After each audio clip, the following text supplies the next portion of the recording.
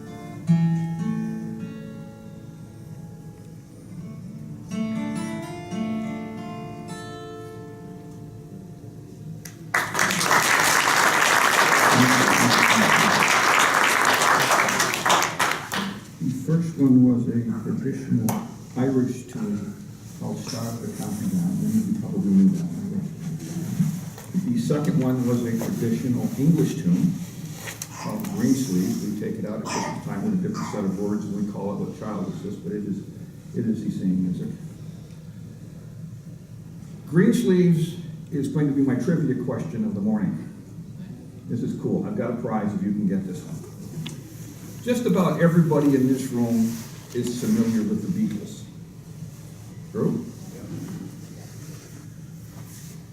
What Beatles song has 3 seconds of Greensleeves in it? Ooh.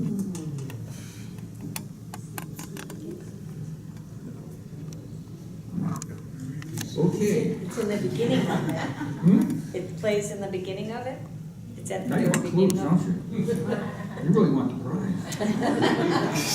I know. It's a fruit basket. It's been in my car for 2 weeks.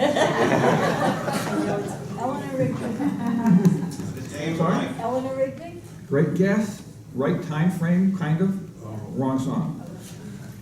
The Beatles started off as a straight-up 4/4 rock and roll band, hard-driving rock and roll band. You think of their really early stuff. And then one day they went up on some mountaintop and met the Maharishi, and they kind of changed into something else. And along the way, their music changed with them, if you think back to the Beatles.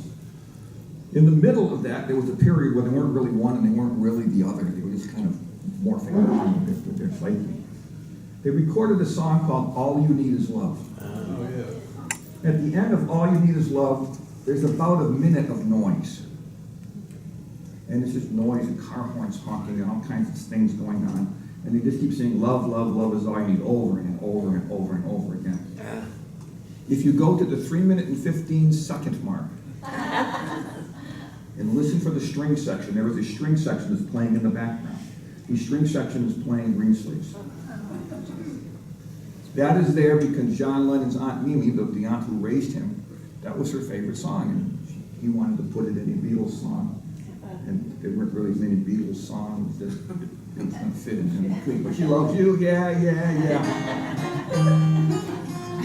That just wasn't going to work. So that's where it is. Also tucked in there, if you go listening for it, is Glenn Miller's In the Mood. That is in there someplace too, and the Glenn Miller Band was going to sue the Beatles. So putting that in there without permission, until somebody convinced the Glenn Miller Band that suing the most popular band in the universe isn't a good career move. So I have played an Irish one and I have played an English one. This is a Celtic music event, which means now I get to play the Scottish one. Full disclosure to all of you fine folks dressed in green, I am a Scot. My great-great-grandparents all came over from a place called Paisley, Scotland, in something that came to be known as the Highland Clearances. The Highland Clearances happened in the mid-1800s in Scotland. It was a very sad time in Scottish history. I'm going to be reaching for the water bottle at once today. This is a very busy time of year for me, and I was out till 1 o'clock in the morning doing this last night. So I'm a little scratchy today, so if I have to take a pause, please forgive me. All you need is love. Love is all you need. Love is all you need. So, up in the Highlands of Scotland, the big tracts of land up through the middle of the Highlands of Scotland was owned by a handful of land barons in the 1800s. And those big, huge tracts of land were broken up into smaller pieces of land that were known as crofts, C-R-O-F-T-S, crofts. And the crofts were 2 acres, 10 acres, 15-acre parcels of land out of the big one.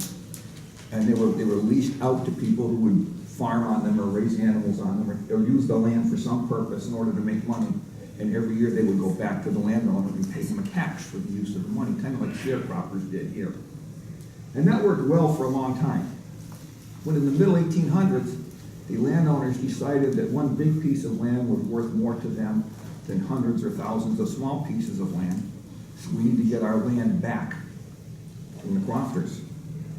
In those days in the United Kingdom, it was quite common when you had an issue like that you would just enlist the army to come in and do your bidding for you. So they brought in the army, and the army rounded up the crofters, and they burned the crofts down, a lot of them, and they killed some of the crofters. And they took a lot of the crofters off the land by force and took them to the coast and put them on ships. Some of those ships came over the ocean and hit North America up in what we know today as the maritime provinces of Canada. That is why if you go up into Nova Scotia today, you will find so many people of Scottish descent up there. That's how they got there. Some of the ships came over and they went into the port of Wilmington, North Carolina. Same thing happened. They got off the ships and then went up into the Appalachian Mountains. The Appalachian Mountains, the topography of those mountains is very similar to the topography in the Highlands of Scotland, so the people kind of felt like home when they went there. If you go to the Appalachian Mountains today, you'll find a lot of people of Scottish descent there. That's how they got there. No bells. Isn't that interesting? That's also how I got to Newbury, Massachusetts, because my great-grandparents came over in that. They didn't go to either Nova Scotia or to Wilmington. They went to Terriffville, Connecticut, of all places. My grandfather was a weaver in the woolen mills in Scotland, and there was a woolen mill in Terriffville that would hire him to make rugs. And he made the rug that I sit on every day. So I do that so I can just kind of remember him and remember how things are, how they used to be. As with so many things in the wild world of Celtic history, when something happens, good, bad, or indifferent, they write a song about it. So this is the song about the Highland Clearances.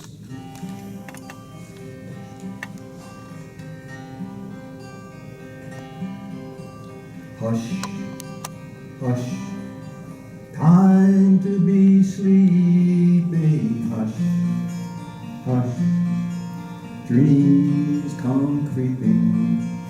Dreams of peace and of freedom. Don't cry in your sleep, Bonnie Babe.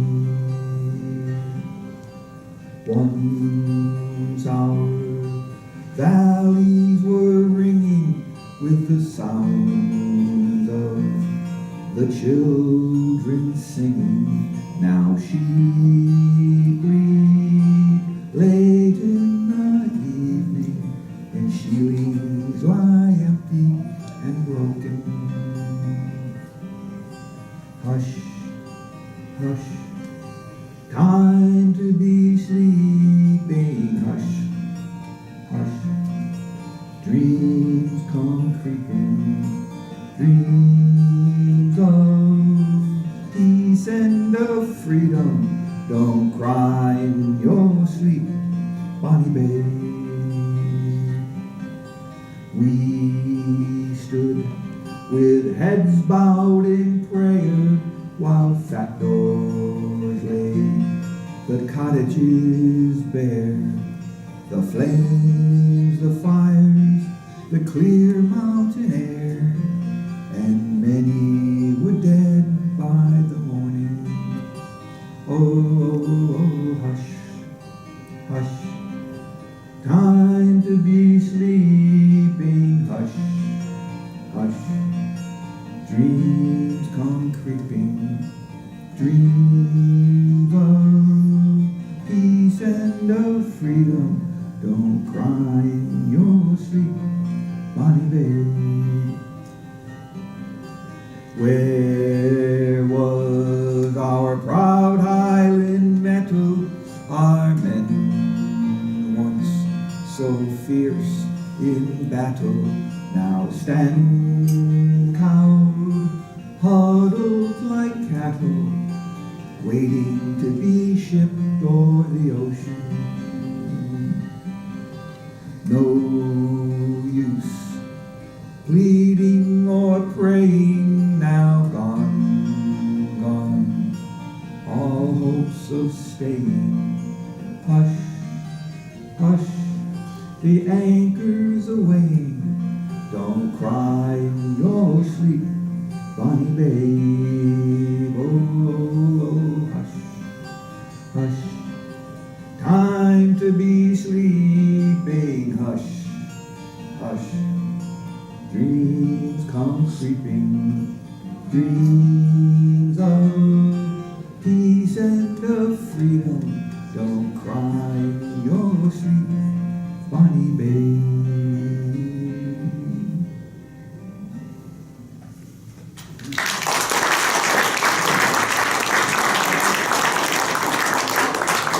Thank you, Nick. That was cheery, eh? No, it wasn't, but that's the way things were back then. That's just the reality of it. I'm going to take a wee detour from what I normally do, and I trust you'll indulge me with this. We have some young ones today, so I want to play an English children's song from the 1500s for them. This is one, if you're familiar with Burl Ives, you'll think, well, that's a Burl Ives song. Yeah, Burl Ives recorded it, but if you keep chasing it backwards, it goes back to the 1500s. It's an old English song from way back then. It's a kid's song. You guys ready?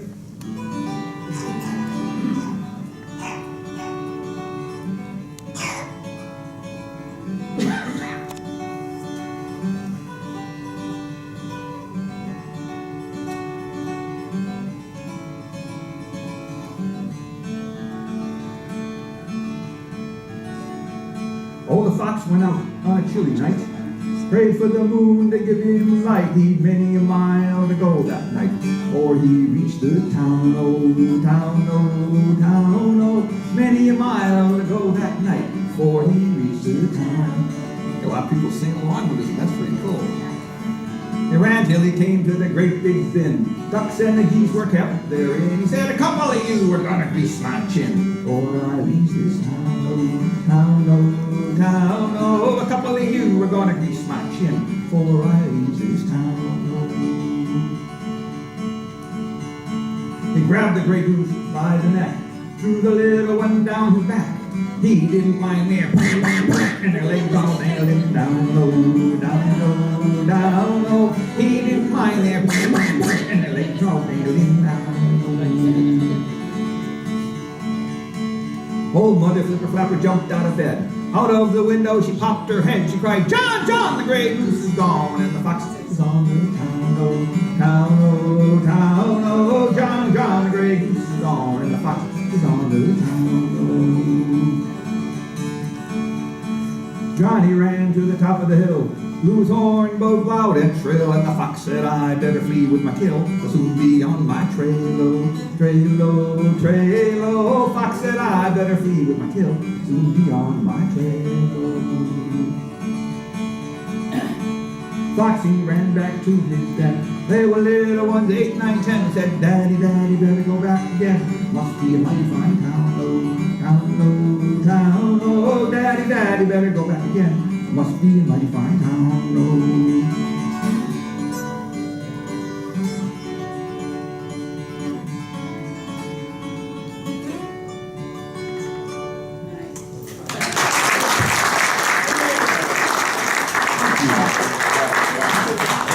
This is the part where I look for a volunteer to sing a song or tell a joke while I get geared up for what comes next. So if nobody volunteers, I'll just pick someone. Hi. I'll sing a song. Okay, cool. You don't think it's excellent? Nobody's ever done that before. You think it's a line to the bathroom that forms. Please, sing something. Oh, I gotta think about what I'm gonna sing. Let's see. I am the earth, and you are the sky.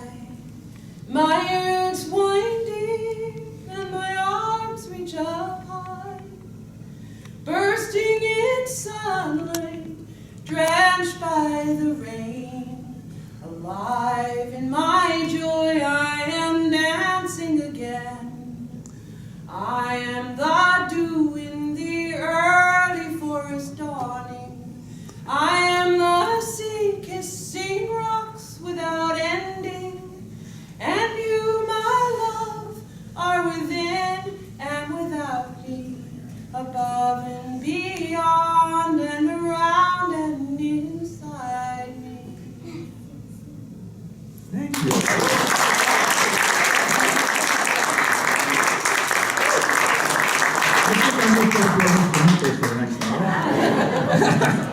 I'm not going to try and beat that. That was lovely.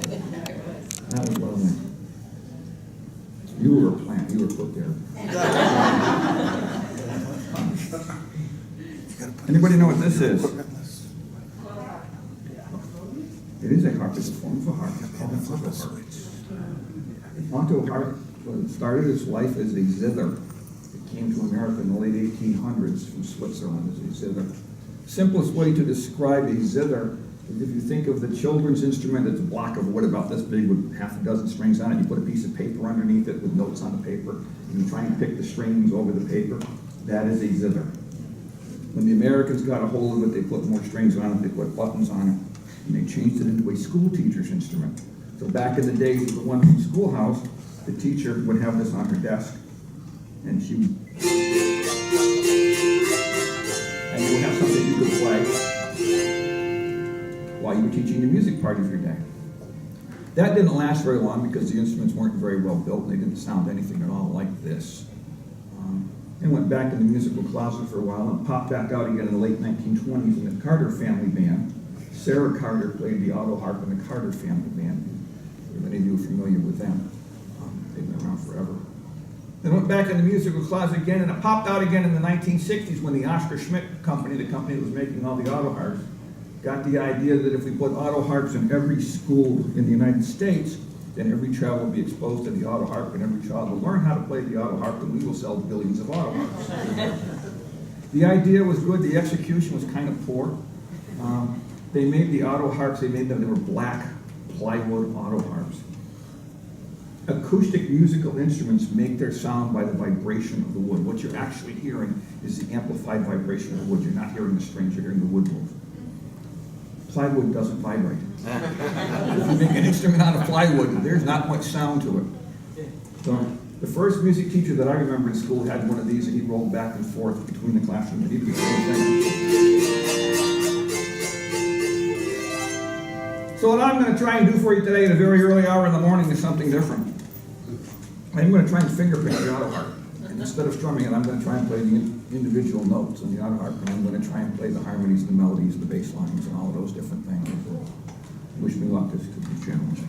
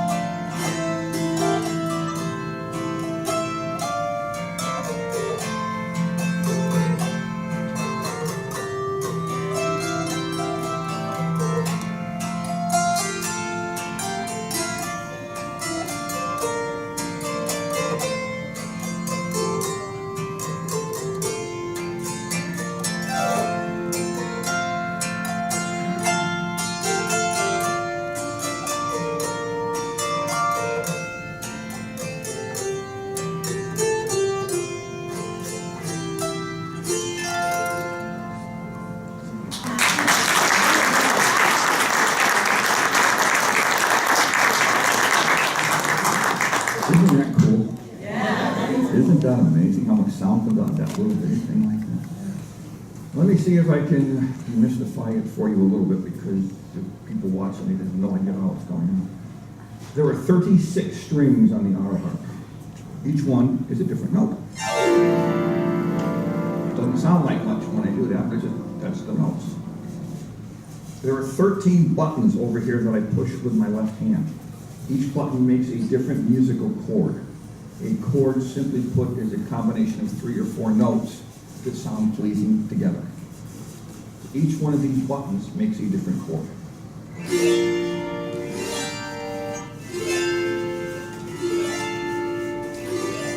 And so on.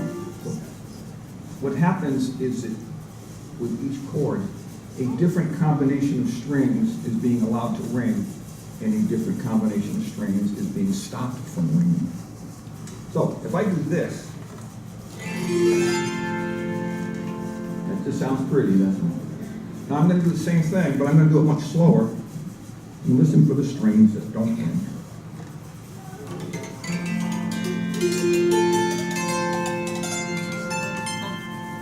Could you hear it? Yeah. About half of them go thud as I go past them. With any given chord, about half the strings will ring and about half the strings won't ring. It changes a little bit, but that's a good average. So the trick is, with the right hand, is to hit the strings that are going to ring and miss the ones that are going to go thud, because they're in a different place depending on the chord you're playing. That's the hard part. Let's see if you can spot this one on St. Patrick's Day.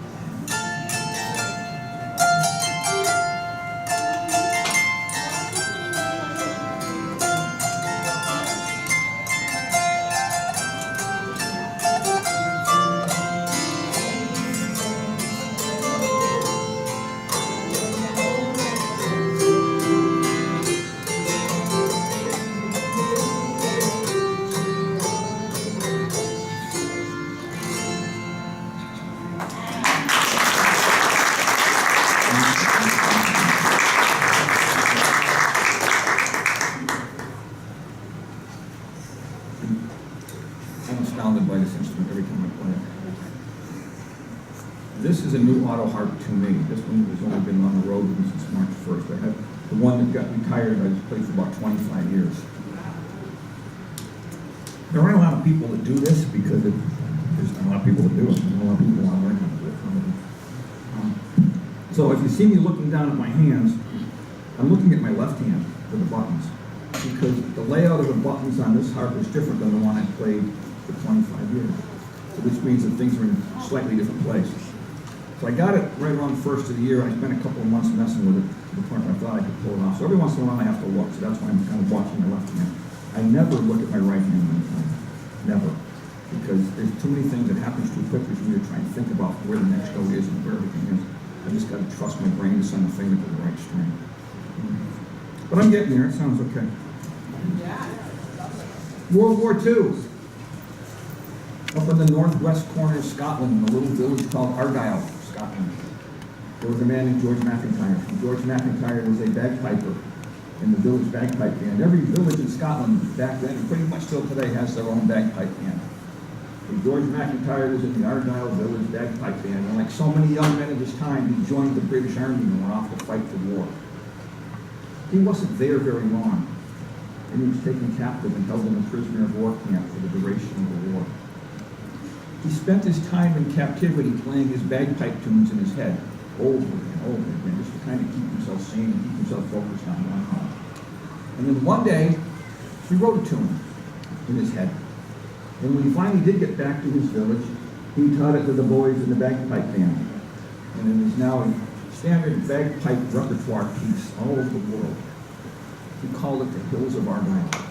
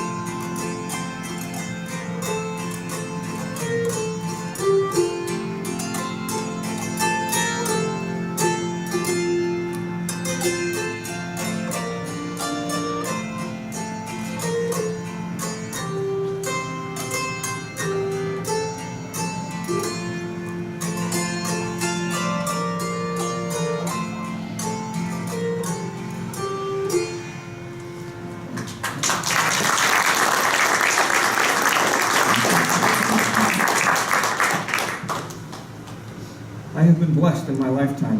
I can play many, many instruments. You see a small smattering of them. These are the ones that travel with me. But when I am home and it's quiet and the house is dark, and it's just me and my son's cat. My son left me a cat 7 years ago. He said, I got to go to China for a year for work. Can you watch my cat while I'm gone? It's probably 8 years ago now. I still have the cat. I was just when I was playing that, I was thinking about going home tonight. I haven't been home in 6 days. I'm going home tonight finally. I don't know what I'm going to find with the cat. So I leave with a huge bowl of food, a huge bowl of water, and I clean up. We'll see what happens when I get back. It's a cat. It'll meet you at the door like, where are you been? I close my eyes a lot when I play the harp, and I'm told, you close your eyes a lot. And I've had people say, you shouldn't do that. It's rude. I don't think it's rude. I do it as an experiment.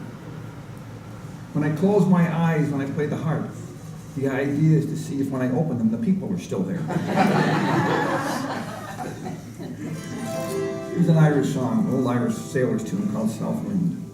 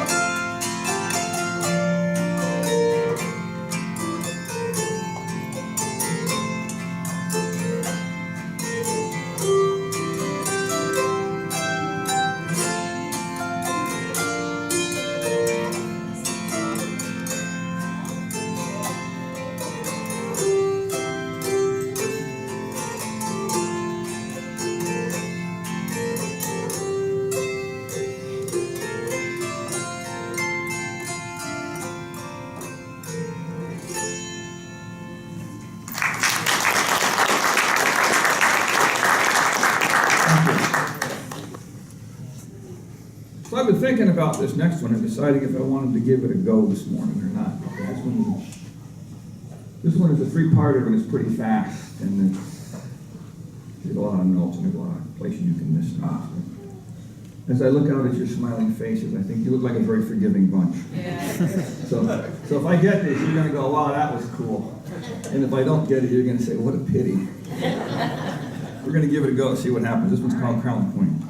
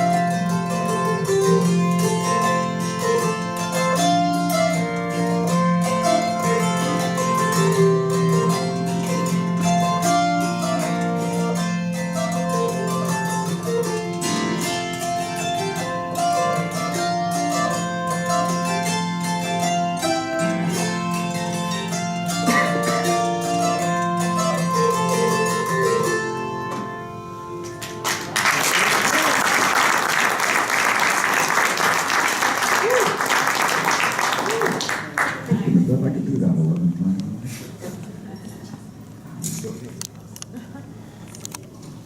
Sometimes even surprise myself. All right, here we go.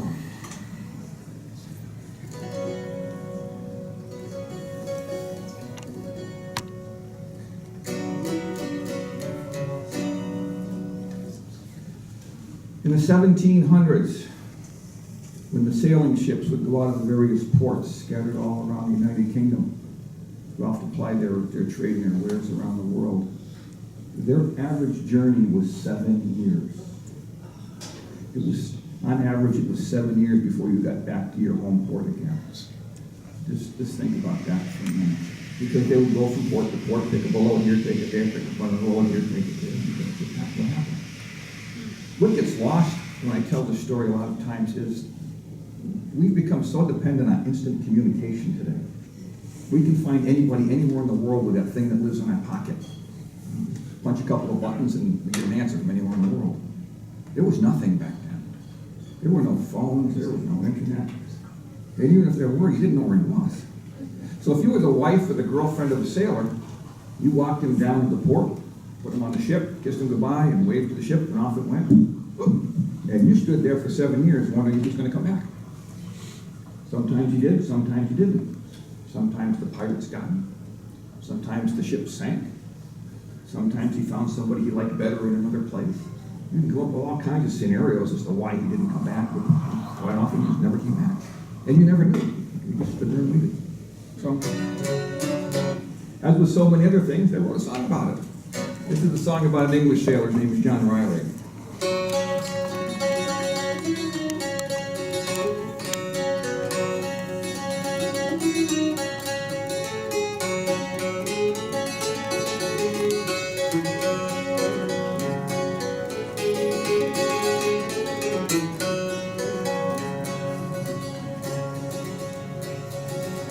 Fair young maid in her garden, strange young man came riding by, said, fair young maid, will you marry me?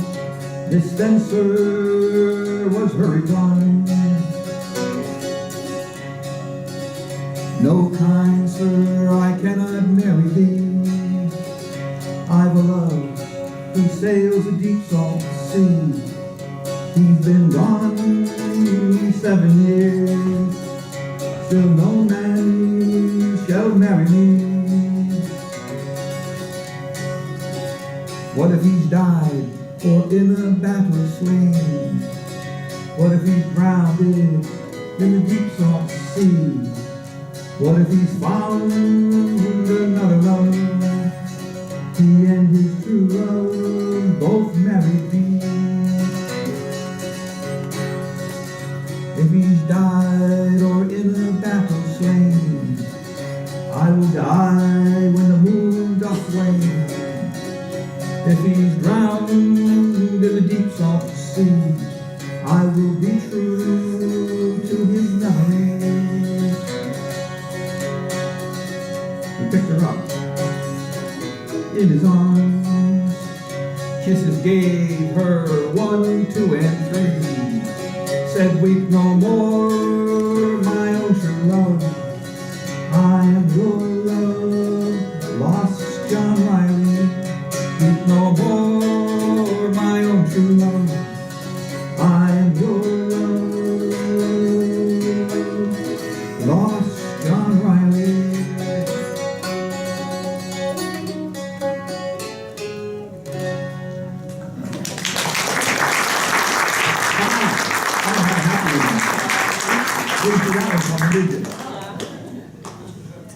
Okay, this is the part I like. One of the parts I like. This is where you're going to sing for me. All of you, not you, all of you. You're going to sing part of the chorus of a song, and I will teach it to you. It's very simple. But I want to tell you the backstory for this, because it kind of goes with the song. My father's name was Donald. He was very, very Scottish. The house that I grew up in, you would have thought we were back in Scotland. And the only music that played in the house was the old Scottish folk songs. Some of the things that you hear me do today are songs that I learned when I was a wee lad, like this boy over here. And it's just the way I grew up. My father's best friend, who was also a Scot, coincidentally, was also named Donald. That worked out well. And the third member of their little group was Johnny Walker. And Donald and Johnny Walker would get together. Johnny Walker would always be the first one to be gone. Yeah. And they would sing songs, and they would party around the house, and they would sing all those Scottish songs. And this one song would get sung multiple times in the course of the night. And it was one that I learned easily at that age, and maybe even before. It's about a man named Donald who lived up in the Isle of Skye, which is in the northwest part of Scotland. It is probably the most beautiful place I have ever been. And he left Skye, he left his home in Skye, and he went down to London. A little vacation, where he was killed. And the people in London were taken aback because they'd never seen such a thing, a man wearing a skirt. They just didn't quite know what to make of all that. And they wanted to know where his trousers were. So they wrote a song about it. And you're going to help me with that. We're going to sing a song about Donald and his killed. I will sing the first line of the chorus, which goes, "Let the wind blow high."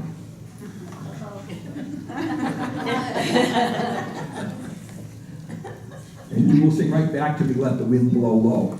So it's just like this. Let the wind blow high, let the wind blow low. Just like that. Ready? Let the wind blow high, Let the wind blow low. through the streets in my kilt I'll go. All the lassies shout, hello, Donald, where's your trousers? I just come down from the Isle of Skye. I'm all very big and I'm awfully shy. The lassies shout when I go by, Donald, where's your trousers?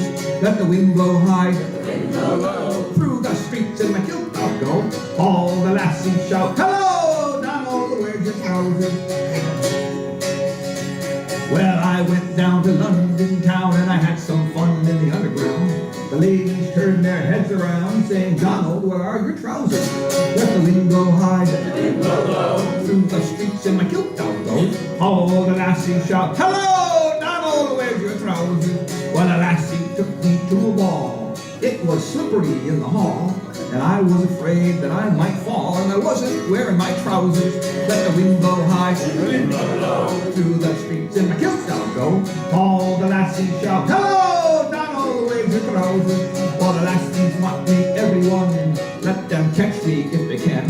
You can't put the brakes on a Highland man, cause they won't wear no trousers. Let the wind blow high, Let the wind blow low. through the streets in my kilt I'll go. All the lassies shout, hello, Donald, where's your trousers? To wear the kilt is mighty light. It is not wrong, I know it's right. The Highlanders would get a fright if they saw me wearing trousers.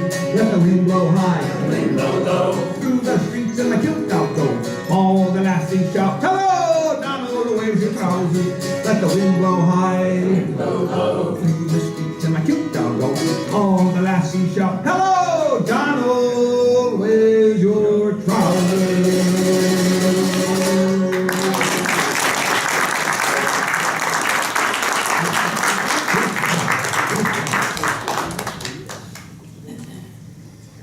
The Scottish folk singer in the 70s, 80s, 90s, and 2000s up till about 2 years ago. Routine surgery went wrong, he died. His name was Andy M. Stewart. And Andy M. Stewart was part of a band called Silly Wizard. Some of you are really Celtic music aficionados, you may be familiar with Silly Wizard. They traveled the world for years and years and years. He was their front man. He was also a very gifted songwriter. And he wrote these marvelous Celtic love songs, including the one, I'm not going to do this one today because I will never play this song because I can't do it justice. And it's better just to leave it with him. I consider it to be the saddest love song ever written. The first line of the song is, where are you tonight, I wonder? Where will you be tonight when I cry? And it goes downhill from there. But he also wrote this one, and this is kind of a happier love song. It is about a girl that he was smitten with who lived up in the northwest corner of Scotland. Again, we're back in Argyll. And this lass he referred to as the Queen of Argyll.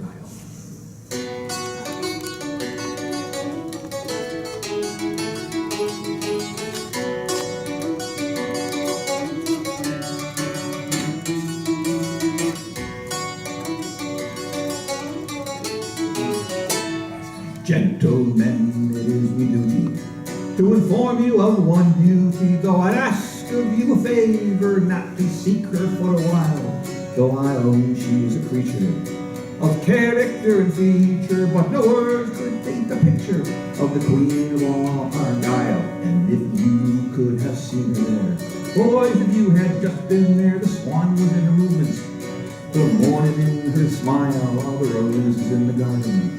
They bow and ask her pardon, for not one could take the beauty of the Queen of all Argyll. On the evening that I mentioned, I passed with light intention through a part of our dear country, known for beauty and for style, in the place of noble thinkers, scholars and great drinkers, but above them all for splendor shone the Queen of all Argyll. And if you could have seen her there, boys, if you had just been there, the swan was in her movements, the morning in her smile, all the roses in the garden. Bow and ask her pardon, for not one could match the beauty of the Queen of all Argyll. So my lads, I needs must leave you. My intentions no to grieve you, no indeed would I deceive you.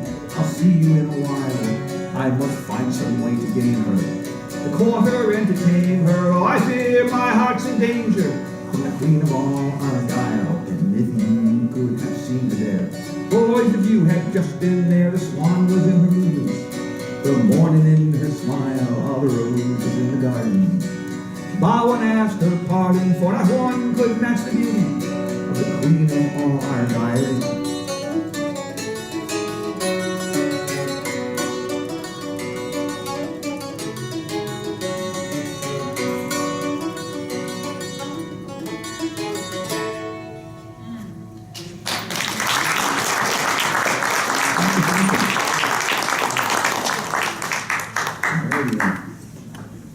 Tell us about that instrument. This instrument, I'm sorry, I didn't hear it. No, the singer. Thank you. Yeah, this is a bouzouki. Bouzouki. There are two types of bouzouki's in the Did you world. say Bouzouki? Bouzouki, B-O-U-Z-O-U-K-I. Bouzouki. There are two types of bouzouki's in the world. The one that is most well known is the Greek bouzouki.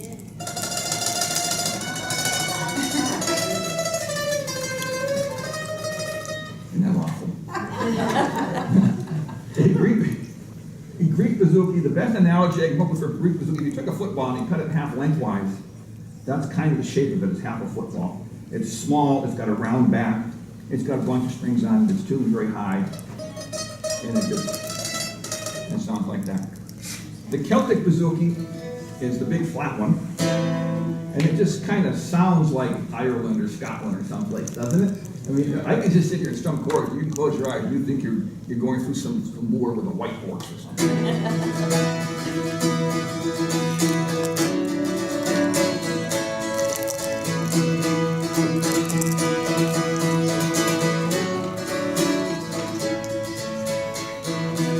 It just sounds like it belongs there. This bouzouki was made for me in 1990 something. Got 1993, 4, somewhere back in there, by a man named David Freshwater in Inverness, Scotland. David Freshwater was a custom bouzouki maker of some repute over there in the United Kingdom. This is one of the last ones that he made, because not long after he made this, he retired from making bouzouki's. He was 84 years old and realized he had a 10-year backlog.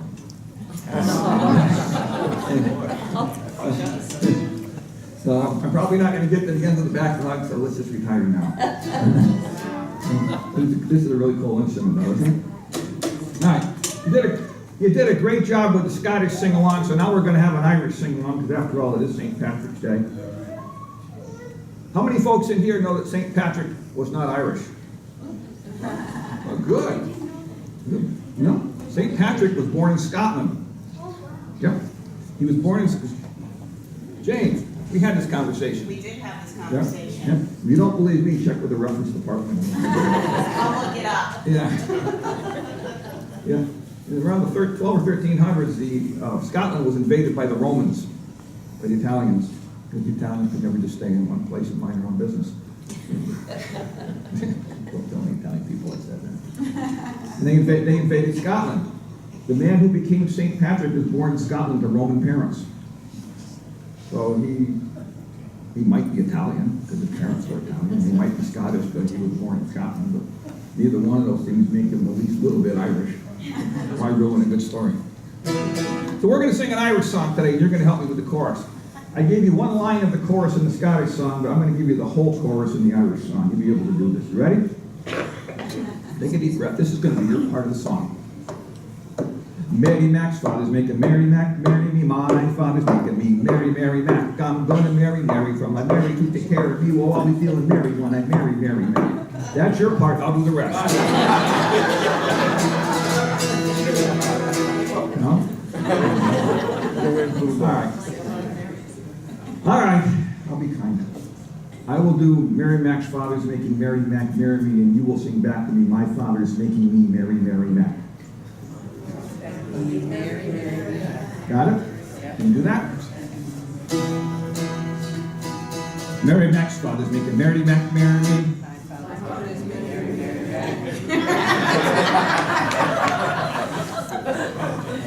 I'm sorry, I should have asked you to make sure you did it together.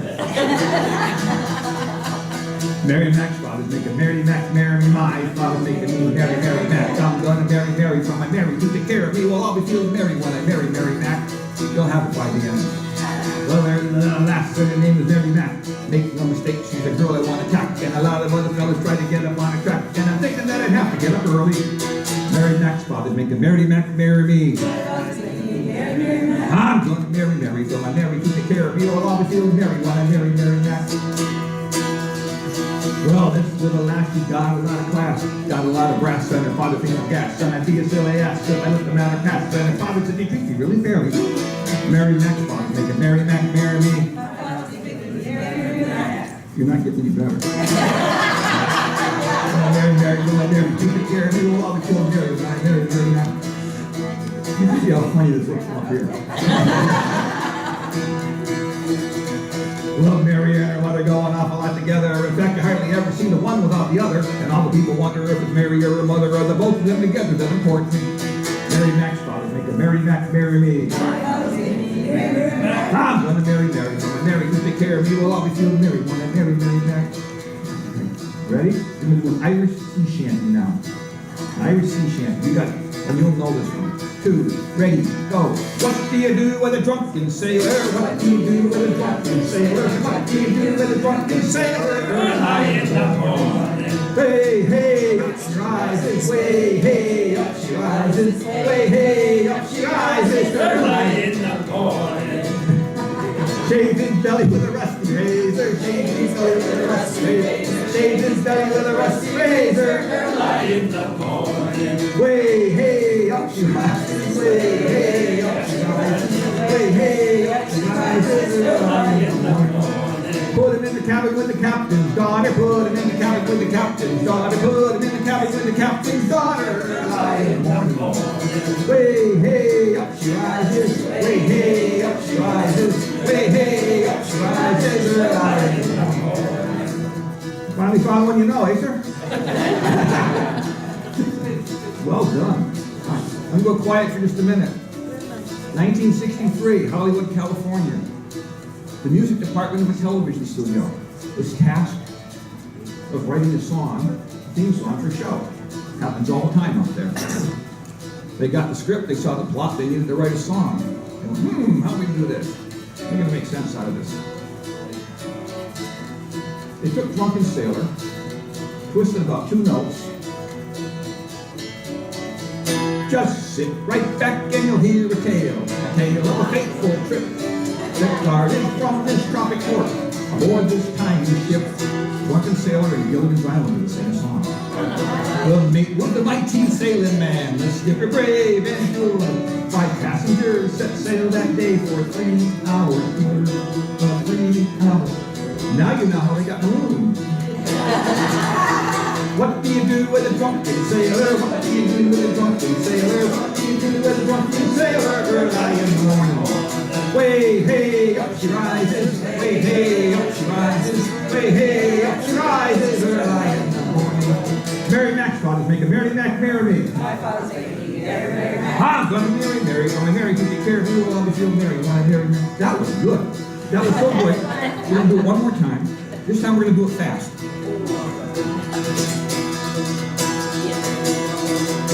Mary Mac's father's making Mary Mac marry me. I'm gonna marry Mary, so my Mary to take care of me. Will always feel merry when I marry Mary Mac. Mary Mac's father's making Mary Mac marry me. My father's making me Mary Mac. I'm Mary, so my Mary to take care of me. Will always feel merry when I marry Mary Mac.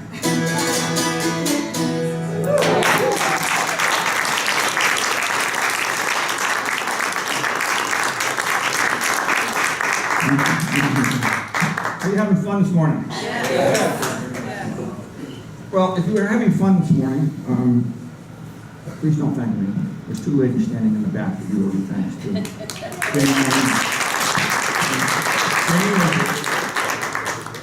Jane found me on the library underground. The librarians have these email things that they share things with, and she found me there, correct? And then next thing you know, I end up here, and he said, Maureen, write this guy a check. Well, thank them. You know, your library is a very special place, and they have become community centers and doing things like this, and it's just wonderful what they're doing.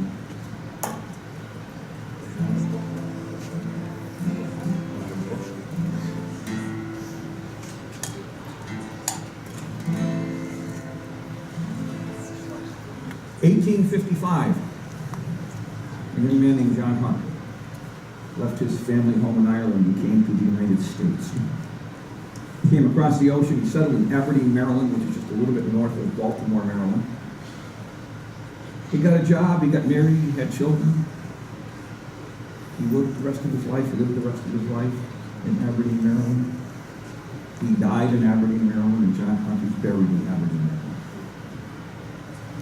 He never went back to Ireland, never saw his family again. Very common, very typical in those times. As I tell you the story and sing you the song, please keep in the front of your minds that when John Hunt came here in 1855, he was 13 years old. So if you're a mom or a grandma or an aunt or an uncle or a 13-year-old child, try and picture them packing up and leaving and going to another land and being gone forever. That was it. Again, we're back in a time when there was no internet, there were no phones, there was no cell phones, there was nothing. There was the annual family letter. That's how they communicated. And every year, John Hunt's father, Brian, would go next door. Brian Hunt couldn't either read nor write, so he would go next door. The schoolmaster lived next door. And he would go next door, and he would dictate to a man named Pat McNamara all the comings and goings of the family. Who got married, who died, who bought a house. All the things that we would do today with a text message or an email instantaneously, they did once a year in the family letter. Every letter ended with a request or a plea for John to come back and visit his family. He never did. They never saw him again. 1971, a man named Peter Jones was hired to clean out a house in Aberdeen, Maryland. And in the house, he found a bundle of old letters. And those letters were the letters that had been written to John Hunt over the years. And he took them and he wrote them into a song that's called The Ballad of Kilkelly, Ireland. It is the true story of the Hunt family.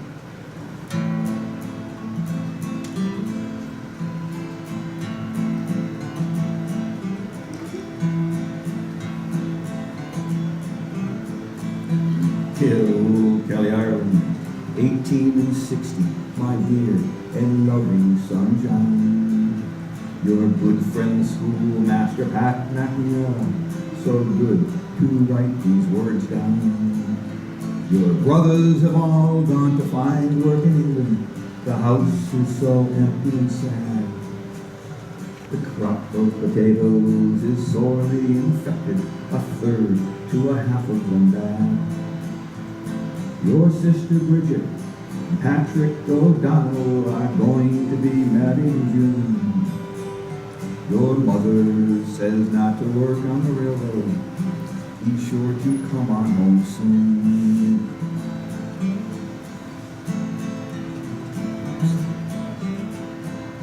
Kilkelly, Ireland, 1870, my dear and loving son John. Hello to your missus, to your 4 children, may they grow healthy and strong. Our Michael has got in a wee bit of trouble. I don't think that he'll ever learn. Because of the dampness, there's no turf to speak of. We have nothing to burn. And Bridget is happy and named a child for her, you know. She's got 6 of her own. Say you found work, you don't say what kind. When are you coming home?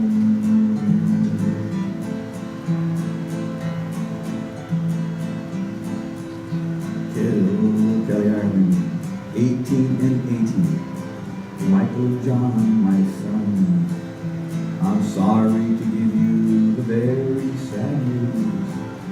Your mother's passed on. We buried her down at the church in Kilkelly. Your brothers and Bridget were there. You don't have to worry, she died very quickly. Remember her in your prayers. It's so good to hear that Michael's returning. With money he's sure to buy land. The crop has been poor and the people are selling at any price that they can.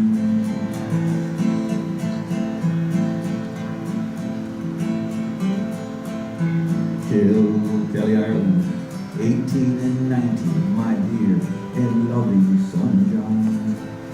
I suppose that I must be close on to 80. 30 years you've been gone. Because of all of the money you sent me, I'm still living out on my own. Michael has built himself a fine house. Bridget's daughters are grown. Thank you for sending your family picture. They're lovely young women and men. Why don't you think about coming to visit?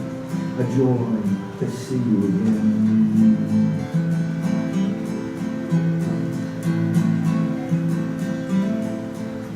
Kilkelly, Ireland, 18 and 92, my dear brother John. I'm sorry I didn't write sooner to tell you that father is gone. He was living with Bridget. She said he was cheerful and healthy right up to the end. You should have seen him play with the grandchildren of Pat McNamara, your friend. We buried him alongside of mother down at the Kilkelly churchyard.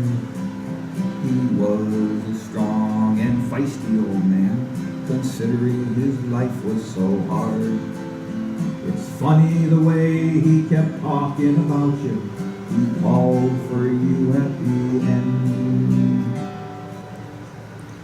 Why don't you think about coming to visit? We'd all like to see you again.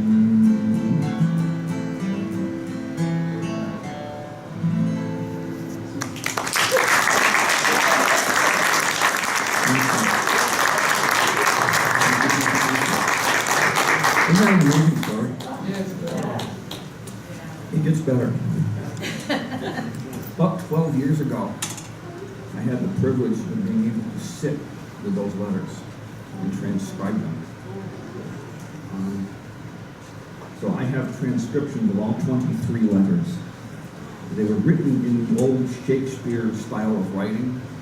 If you remember back when they made you read Shakespeare in high school and you read it, you had absolutely no idea at all what any of it meant, but it sounded really cool. That's kind of how they were written, and that's kind of how I typed them out as best I could. They were old, they're faded, they're scratchy, they weren't written very legibly to begin with. So I might not have it all exactly right, but I certainly do have the gist of it. And I tell you that to tell you this. On my website, I have the first and last letter posted right on the Kilkelly Ireland page on the website. But I also have, right on the back of that card. Yep, you can find it right there. The part with writing on the back and a part with a picture of me on the front. The back is much more interesting. I have a PDF file, which is the kind of file that you can scoot around the world very easily. But I'm happy to send to anybody who would like to read all 23 letters. All you need to do is just send me an email. You can grab my email off the card or off the website or somewhere. And send me an email and say, I'd like to read the letters. I will send you the PDF file, and you can read all 23 letters. You might want to get a really big cup of tea. And it's not going to make a lot of sense. And the song is based on the letters, but the history kind of jumps around a little bit. Last time I looked this up, which was a while back, but the last time I looked, if you Googled Kilkelly letters, the only thing that popped up was me. I apparently am the only source on the internet for transcriptions of those letters. Because of that, I hear from people all over the world who hear the song, hear the story, they Google, want to read the letters, they find me, they send me an email. 5 years ago, I have an email from a gentleman just outside of Atlantic City, New Jersey. Said he Googled the letters, he found me, he wants to read the letters, could I send him the PDF file? Awful man. I got a response right back from him. Remember that part of the song about the brother Michael who got in trouble and he came back and built a house and did all that? Yeah. This is Michael Hunt's great-grandson. They have been looking, the family's been looking for the letters. They don't know what happened to them, they've never read the letters. Isn't that cool? So Michael Hunt had just come back, and Michael Hunt's great-grandson had just come back from Kilkelly. He'd done the genealogy thing over here, and he sent me all these pictures, these big plot of grass, which is where the house used to be. But one of the interesting things he sent me, and I think this picture's on the website, if it's not, it should be. He sent me a picture of the family gravestone, because in the Irish families back then, everybody got buried in the same hole. It was, that's what you did. And you put all the names on the gravestone. So I was reading the names on the picture of the gravestone, and I thought, who are these people? So I reached back out to him and I said, I'm not recognizing a lot of the names on the gravestone. In Irish families, there is a custom, if you will, of having a name that you were born with, and then having a name that you're called. Right? And people are nodding, because the Irish people, they know that, because that's just what happens. So Bridget in the song, like your sister Bridget, her name was Sarah. So on the gravestone it says Sarah. Where's Bridget? It was Sarah. It's kind of how that worked out. So it's really an amazing thing. And please, if you're so inclined, take advantage of that. It's really very cool to read that story, read all the history. You won't understand much of it. There are YouTube videos of me and many other people like me doing different versions of the song. I've heard it done as a rock and roll type song, which to me makes absolutely no sense. I have played it in front of rooms full of Irish grandmothers, old Irish grandmothers, and I learned something when I've done that. An Irish grandmother can hide a whole box of Kleenex. Jane is nodding, she's probably got one of those. And I will sit and I play that song and they'll start crying and I'll just watch them. So it looks like it's snowing because it's flashing around in the room. Yeah, when I do that, I try and make it a little bit sadder. I just want to see how far I can take them before that. This has been much fun for me today, and thank you very much for bringing me to Newbury. This is just wonderful. I'm so happy to be here. If you've enjoyed the music today and you want to hear it again, you have some options. There's some CDs in the back. There's lots of things on iTunes and Amazon and all kinds of places that I know nothing about because I don't do any of this, that have the music available for download. There's things that have been released to CD. There's things that went direct to digital. There's probably some things out there from 8-track tapes from a long time ago. I don't want to listen to them. So you can do that, or you can just take me home and make me lunch and I'll sit in your kitchen and sing you a song while you do that. Either way it works. I'm going to play you one more before I have to go down the road because I have to go do this again on the South Shore this afternoon. Where are you headed? I'm headed to Hingham, Massachusetts. Hingham, Massachusetts. Loudon, New Hampshire last night, Newbury this morning, Hingham, Massachusetts this afternoon, and then I'm going to turn around and go home. Where are you going in Hingham? Where are you going in Hingham? Another library gig. Oh. The library underground passes me around. It's a wonderful Irish pub. I've heard about that. Snug. The Snug. Really authentic. The Hingham concert will be number 9 in 6 days. I'm kind of looking to go home, actually. Home is just outside of Springfield, Massachusetts. Yeah. So I'll be home till Monday, and then Monday night I leave again. So I get time to get some clean clothes, and feed the cat, and off I go. This song, if you look this one up on the internet, it will tell you that it is a traditional traditional Scottish song, which would be really cool if it was true, but it's neither of those things. It was written in Belfast, Ireland in 1957 by a man named Francis McPeak. Neither traditional nor Scottish, doesn't matter. It's a pretty song. Many of you will know it. Please sing along.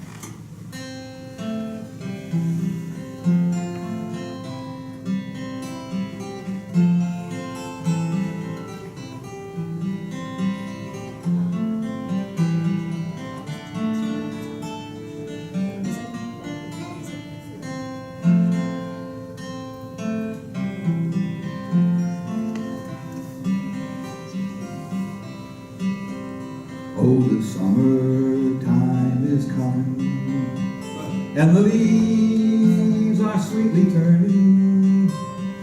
Wild mountain thyme grows around the purple heather.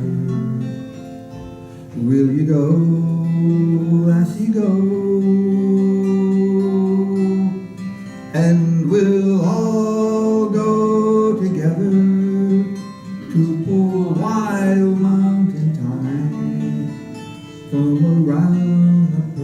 purple heather. Will you go, lassie, go? I will build my love a bower by yon pure, clear crystal fountain. Round it I will pile all the wild flowers of the mountain. Will you go, lassie, go? And we'll all go together to pull wild mountain thyme from around the purple heather. Will you go, lassie, go?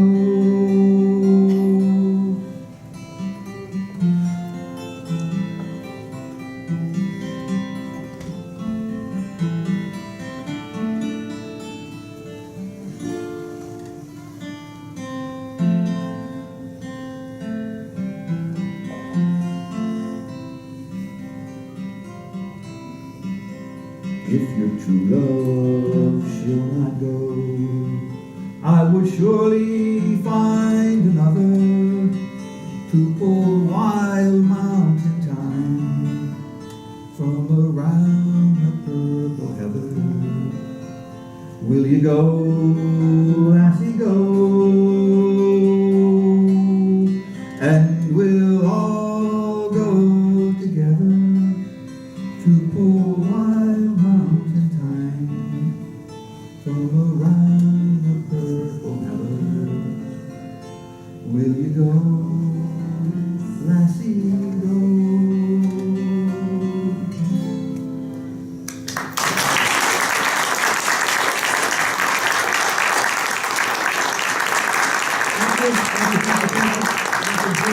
Good job for the library, good job for the friends of the library, and wherever you go, may you be safe and warm and never grow old.